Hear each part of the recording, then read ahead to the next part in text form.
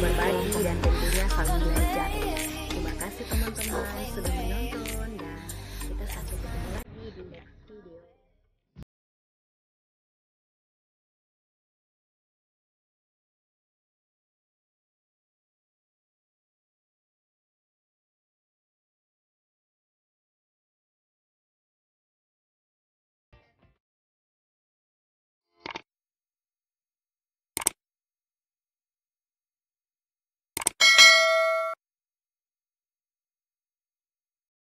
Halo teman-teman, apa kabar kalian semuanya?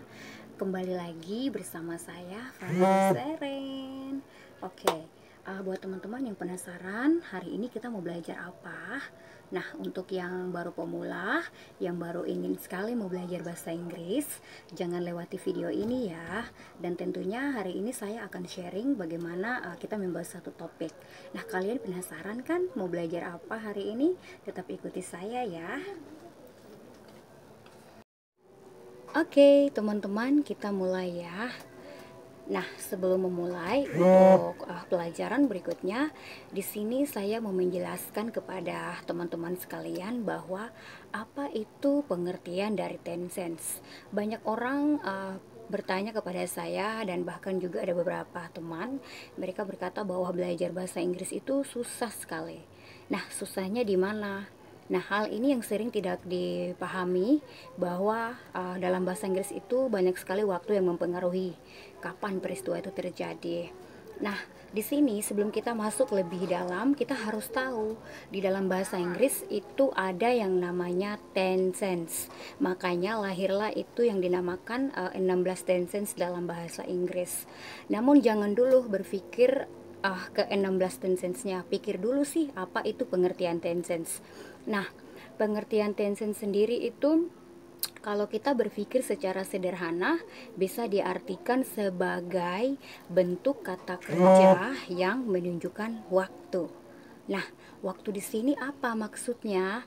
Nah, kita bisa bilang itu sebagai bentuk kata kerja, tapi juga bisa juga dikatakan grammar, yang artinya kapan kita bisa menempatkan situasi, tindakan dalam waktu, kapan peristiwa itu terjadi.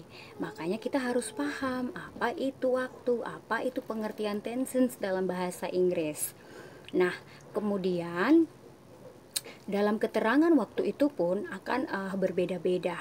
Bedanya di mana? Nah, kita harus paham dalam bahasa Inggris agar dapat memudahkan kita membedakan apa tenses yang digunakan.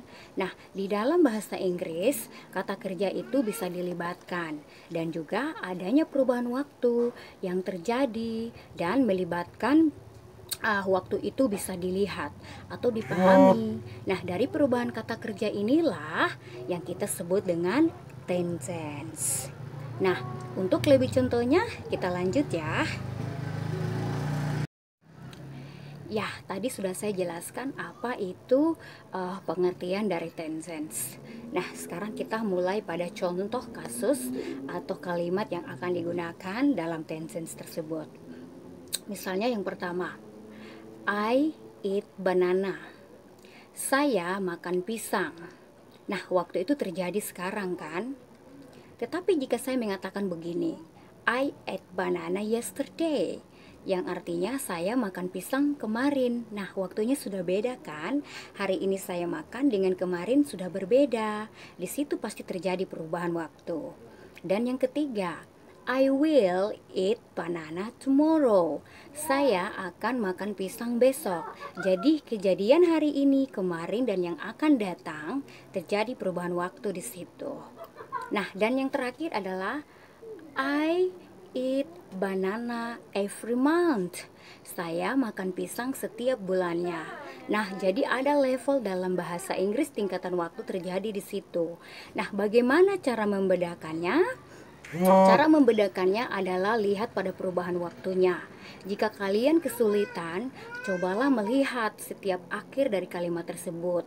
Itu akan membantu kalian memahami apakah kejadian itu terjadi sekarang, kemarin, hari ini, atau yang akan datang besok.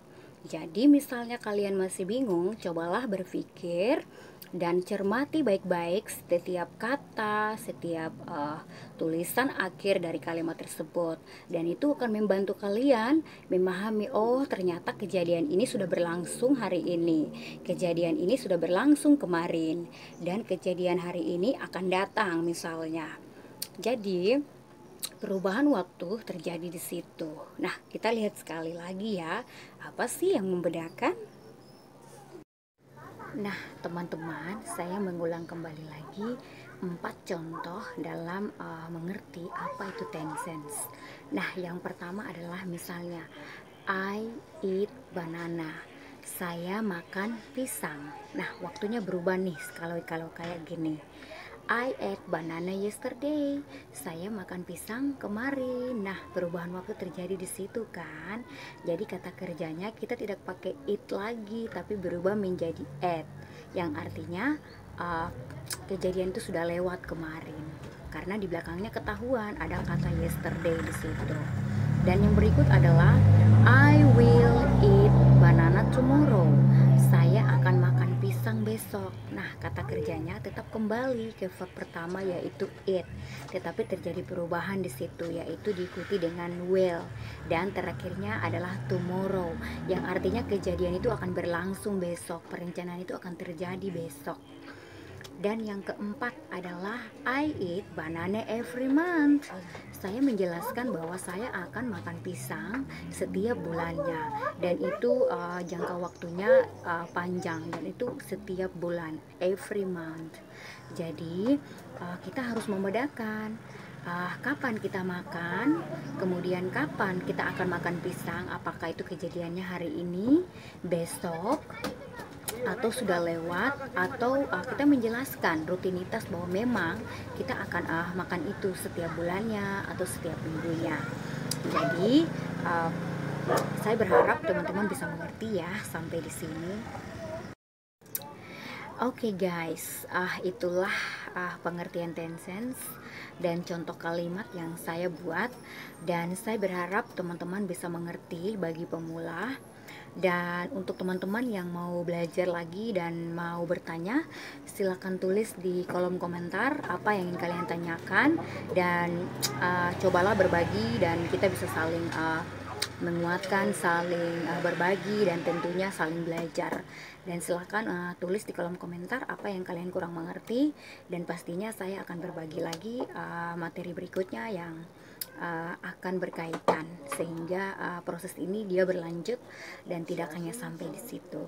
Terima kasih teman-teman sudah menonton, dan kita sampai ketemu lagi di next video.